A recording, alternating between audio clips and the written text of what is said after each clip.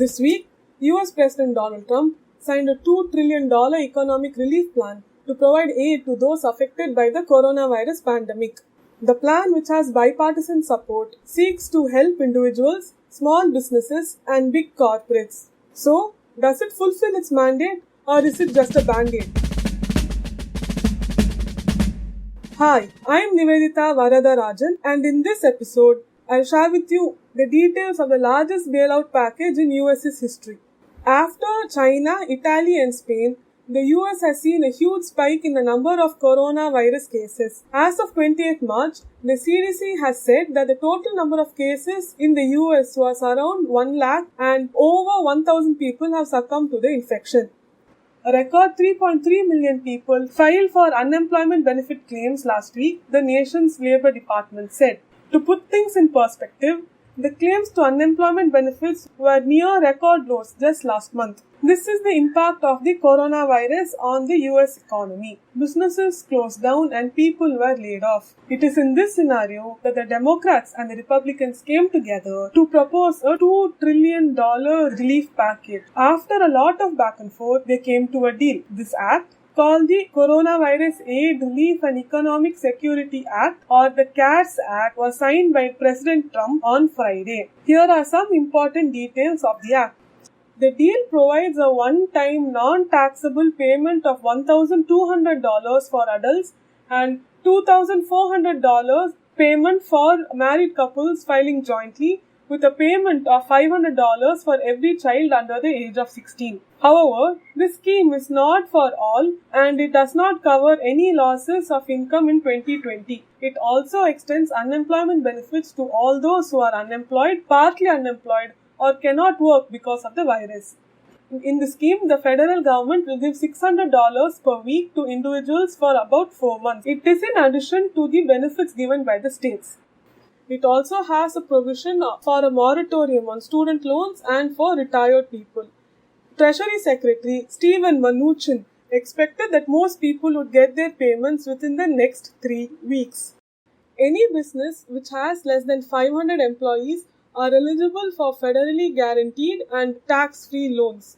All operating costs of the business, including employee payroll, employee health care, mortgage, rent, and debt payments, are included in the loan. The loan can be forgiven if the businesses use the amount taken for covering these costs. This scheme is to ensure that the businesses do not fire employees because of the lockdown. $350 billion have been earmarked for this program.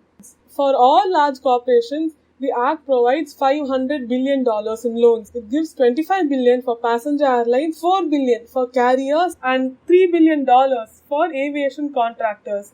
It provides $17 billion for businesses critical to maintaining national security. The bill also mandates the creation of an oversight board and an inspector general to oversee the loans given to the large companies.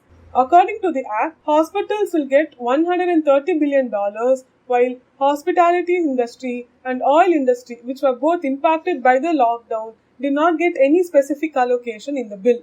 Even though the Act addresses key issues, it has been criticized for not doing enough. Progressives in the Democratic Party say that it does not address the issues. They say that it does not even cover testing and treatment for coronavirus.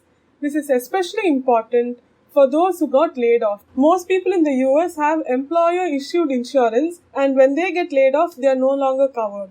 They also say that the Act gives more importance to big corporates than to individuals and small businesses.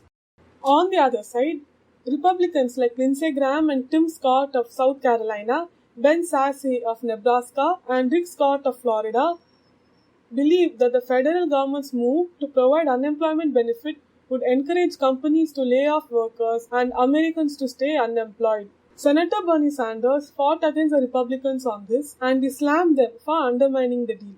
As many as 13 states have postponed their primaries.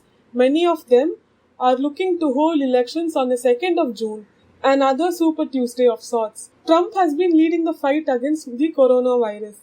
According to a CNN's poll of polls, 47% approve and 48% disapprove of Trump's handling of the presidency.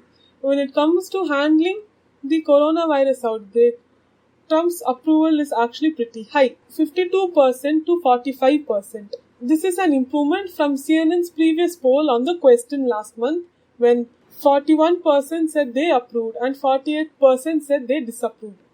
The outbreak has ensured both candidates move away from physical campaigns, and both of them are recalibrating their campaign to become more digital. Sanders has been more proactive in the fight against the virus.